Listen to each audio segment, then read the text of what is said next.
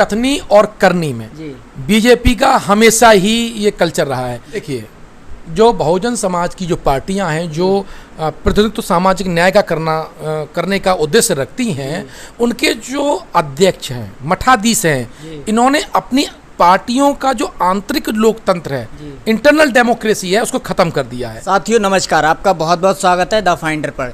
दोस्तों, इस समय आप देख रहे हैं प्रदेश में अत्याचार बढ़ रहे हैं, निजीकरण हो रहा है और देश की अर्थव्यवस्था डूब रही है। करोड़ों युवा बेरोजगार हो चुके हैं, बहुत ही विकट परिस्थितियां हैं। तो इन्हीं मुद्दों पर बात करने के लिए आज हमारे साथ प्रबुद्ध भारत निर्माण संघ के राष्ट्रीय अध्यक्ष श्री इंजीनियर देव प्रताप सिंह जी हैं। तो आज हम विभिन्न मुद्दों पर उनसे बात करेंगे। तो सर, आपका बहुत बहुत स्वागत है। धन्यवाद और फाइंडर टीम के लिए सादर नमस्कार।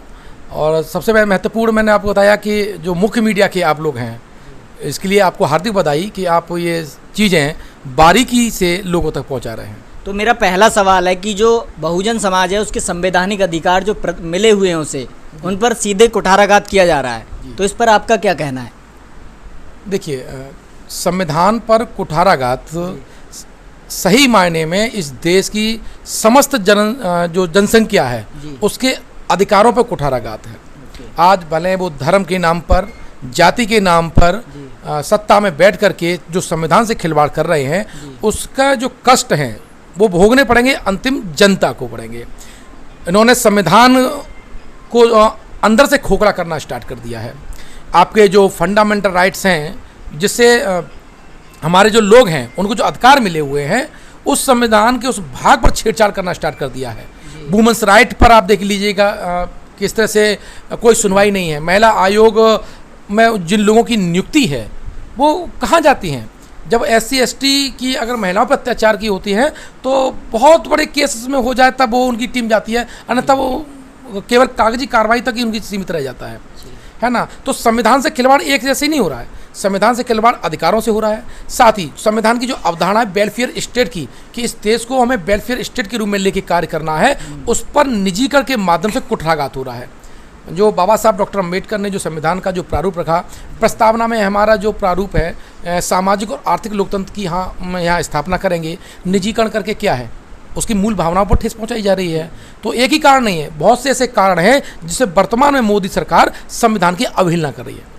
अभी सरकार ने एक नारा दिया था जी, बेटी बचाओ बेटी पढ़ाओ, लेकिन महिला उत्पीड़न जो उत्तर प्रदेश में है वो अप्रत्याशित रूप से बढ़ा है।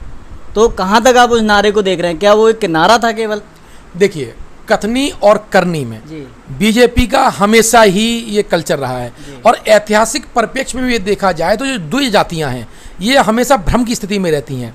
ये पुरुषवादी पितृसत्ता वाली समाज की जो को प्रतिनिधित्व करती हैं। इन्होंने महिलाओं को दोयम दर्जे का रखा, शिक्षा से वंचित रखा है, उन्होंने उनके अधिकारों को नहीं दिया है। ये सदियों से इस देश में होता आया है। वर्तमान में ये बेटी बचाओ बेटी पढ़ाओ का नारा संविधान की बाध्यता की वजह से दिया है, लेकिन वास्तव में देखिए जब महिलाओं के साथ रेप की घटना हो जाती है, उस पर अत्याचार की घटना हो जाती है, कहाँ आपकी आसानी से FIR दर्ज होती है? उत्तर प्रदेश तो जंगल राज हो गया है। महिलाओं पर प्रतिदिन उठा के देखिए, प्रिंट मीडिया में, अखबारों में 1 या 2 रेप की, गैंग रेप की घटनाएं हो रही हैं। और इसमें वर्तमान में जो योगी सरकार है, जो संत और नाथ परंपरा से आती हैं, जो महिला रिवॉल्यूशन की बात करते हैं, और वो खामोश बैठे हुए हैं। इसका मतलब क्या है? अपराधियों का षड्यंत्र राज्य के द्वारा दिया गया है। वरना ये अचानक जो गैंग रेप और जो नंगा के जो घुमाने वाली जो परंपराएं थी वो खत्म हो चुकी थी इस प्रदेश से है, वो वापसी क्यों आ रही हैं? क्योंकि अपराधियों को ये मालूम पड़ गया है कि हम पर कार्रवाई नहीं होगी, कानून का भय उनमें समाप्त हो गया है। तो आपने जैसा ही कहा कि अपराधियों का अपराधीकरण हो गया राजनीति का, तो उसमें OBC SC ST पर भी लगातार अत्याचार हो रहे हैं। तो इस पर आपका क्या कहना है? जो बहुजन पार्टियां हैं वो मौन बैठी हैं, उस पर कोई बड़ा आंदोलन भी नहीं कर रही हैं। देखिए, जो बहुजन समाज की जो पार्टियां हैं जो प्रतिनिधित्व सामाजिक न्याय का करने का उद्देश्य रखती हैं, उनके जो अध्यक्ष हैं, मठाधीश हैं, इन्होंने अपनी पार्टियों का जो आंतरिक लोकतंत्र है, इंटरनल डेमोक्रेसी है, उसको खत्म कर दिया है। और ये भ्रष्टाचार में इतने आकंठ डूब गए हैं कि इनकी गर्दन जो वर्तमान मोदी सरकार है उसने पकड़ के रखी हुई है, इसलिए ये बोल भी नहीं पाएंगे। आपने देखा होगा इतने अत्याचार की घटना हो गई जो बहुत कम मामले ऐसे हैं जहां पर उन्होंने अपनी टीम भेजी है, जबकि कायदे में विपक्ष का कार्य बहुत महत्वपूर्ण होता है। बाबा साहब डॉक्टर अम्बेडकर ने राज्यसभा में ये 1953 में बोला भी था ये बात कि अगर लोकतंत्र को इस देश में बचा के रखना है या लोकतंत्र को कहीं बचा के रखना है तो विपक्ष की प्रमुख भूमिका होती है। तो ये जो बहुजन समाज की जो पार्टियां हैं ये विपक्ष की भूमिका भूल करके अप्रत्यक्ष रूप से सत्ता के साथ जुड़ी हुई हैं, हाँ में हाँ मिला रही हैं। उनके ट्विटर आप 6 महीने के ट्वीट उठा के देख लीजिएगा, बसपा सुप्रीमो के जो ट्वीट हैं वो बीजेपी के समर्थन में हैं, अन्य के भी जितने भी हैं आपकी बहुजन समाज के हैं वो सब उन्हीं के समर्थन में खड़े हुए लोग हैं ना। तो बहुत सी पार्टियां हैं बहुजन समाज की, आरजेडी, जेडीयू, सपा, बसपा, ये सभी सही से काम नहीं कर रहे हैं। तो आप किस तरफ देख रहे हैं, बहुजन राजनीति कहाँ जा रही है यहाँ से? देखिए आपका बहुत गंभीर प्रश्न है और इसको इस मायने में समझिए, संविधान और इस भारत के संविधान की सबसे बड़ी ताकत किस में है, वो है जनता, ठीक है ना। जब जनता की ये बात, ये जो पार्टियां हैं उनकी अधिकारों को, उन पे हुए शोषण की आवाज़ नहीं उठा पा रही हैं तो जनता को अपने नए कोपल, नए विचार को जन्म देना होगा, अच्छे लोगों को राजनीति में लाना होगा। जनता को भी ये समझना होगा कि आखिर अपराधी आपके क्षेत्र से जीत कैसे जाता है। जिस पर गैंग रेप जैसे, हत्या जैसे इल्ज़ाम है, तो ये जब जीत के संसद में जाएंगे तो किसको प्रताड़ित करेंगे, वो जनता ही को करेंगे। तो जो सबसे बड़ी ताकत है वो आपकी जनता है और जनता की ऊपर जिम्मेदारी है वो अच्छे लीडरशिप को सदन में भेजे। इसका उदाहरण आप ऐसा देख लीजिएगा, अमेरिका में फ्लाइट पर हमला हुआ, उसमें जो ब्लैक और वाइट दोनों ने अपने ऊपर हमला समझा कि ये लोकतांत्रिक नहीं था, ये मानवाधिकारों का हनन था। वो चेतना भारतीय जनता में अब स्टार्ट हुई है, या ये कहिए कि लोकतंत्र के जो मूल उद्देश्य हैं उसके बीज हैं वो अब जब जैसे शिक्षा का प्रसार हुआ है, डेमोक्रेसी के बारे में लोगों में, संवैधानिक के बारे में जानकारी हुई है, तब से स्टार्ट हुआ है। ये जो यथास्थितिवाद रखने वाली जो पार्टियां हैं जिन्हें मनवादी पार्टी कहते हैं, ये चाहती हैं यहाँ यथास्थिति बनी रहे, लेकिन जिसे शिक्षा से, चेतना से जो आवाज़ उठाने लगे हैं, जो नई युवा पीढ़ी है वो संवैधानिक मूल्यों की बात करने लगे हैं, इसीलिए इनके ऊपर उन्होंने बाजारीकरण थोप दिया, शिक्षा का बाजारीकरण दिया, निजी कर दिया। तो ये सारा एक षड्यंत्र है ताकि आप प्रश्न ना करें।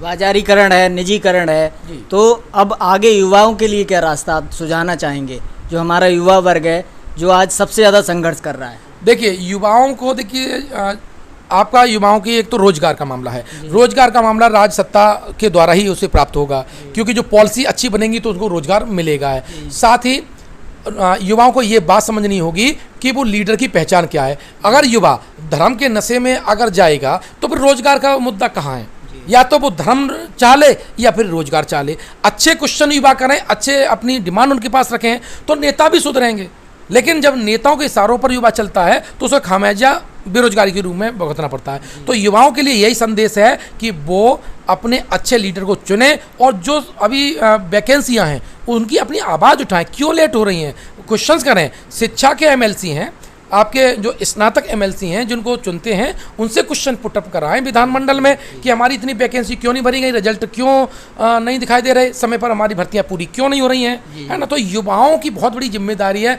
इस देश के विकास में, उन्हें अपनी भूमिका समझनी होगी। अगर जिस दिन वो अपनी भूमिका समझ लेंगे तो ये राष्ट्र निर्माण की प्रक्रिया तेजी से स्टार्ट हो जाएगी और जो नेता हैं वो किसी जनता को कठपुतली के रूप में प्रयोग नहीं कर पाएंगे। एक मेरा और सवाल है विषय से थोड़ा हटके, ये आज जो आप मीडिया देख रहे हैं, हम लोग यूट्यूब पर काम कर रहे हैं, लेकिन जो मेन स्ट्रीम मीडिया तथाकथित है उसका कहाँ तक रोल है देश को भटकाने में? देखिए बाबा साहब ने जो वॉल्यूम नंबर 1 में जो गांधी जी रनाडे वाले चैप्टर में लिखा है कि जो मीडिया है वो इस वक्त सड़ांध है। उन्होंने उस वक्त की मीडिया को सड़ांध कहा है, गंदे नाले की इससे तुलना की है। साथ ही उन्होंने क्या किया, जो पूंजीपति जो उसे पैसा लगा रहे हैं उसने भारतीय राजनीति को पथभ्रष्ट कर दिया है मीडिया के माध्यम से। आज समझ लीजिए बाबा साहब की 70 साल के बाद ये बात कितनी महत्वपूर्ण हो जाती है। आज की मीडिया पूंजीपतियों की मीडिया है, वो सरकार की बात छुपा लेती है जो पब्लिक के से क्वेश्चन करने वाली होती है। जैसे जीडीपी 23% गिरी, इस -23% जो गिरी है तो वो किसी अखबार के मेन पृष्ठ पर छपी है क्या? नहीं छपी ना। तो ये कौन मीडिया वाले हैं जो ये इतनी बड़ी खबर को छुपा ले गए? दूसरी बात है मुख्य मीडिया, अब आप थोड़ा इन शब्दों को सुधार करिए।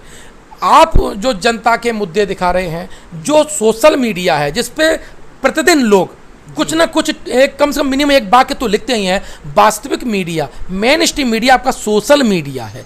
ये आप मेन स्ट्रीम मीडिया आप खुद को कहिए, ये तो अल्पसंख्यक पूंजीपतियों की दलाल मीडिया है, कुछ लोगों के लिए मीडिया है जो इस देश के संसाधनों पर लूट मचाए हुए हैं। वास्तव में मेन स्ट्रीम मीडिया आप लोग हैं। तो साथियों, ये थे इंजीनियर देव प्रताप सिंह जी, जिन्होंने बहुत बेबाकी से हमारे प्रश्नों के उत्तर दिए। तो सर, आपका बहुत बहुत धन्यवाद। धन्यवाद आपका।